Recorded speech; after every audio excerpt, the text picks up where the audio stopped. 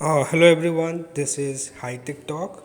So in this video I will tell you how to edit this type of video for your Instagram reels just in few seconds. So I will show you in my mobile screen. Go to plus and go to reels section here. Now go to FX and here go to search and search it as super 8mm.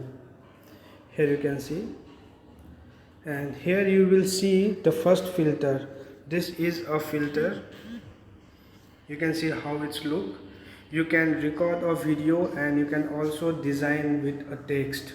So how to I will add a filter link in my video description. You can get a filter link from there, and also a trending audio link in my video description.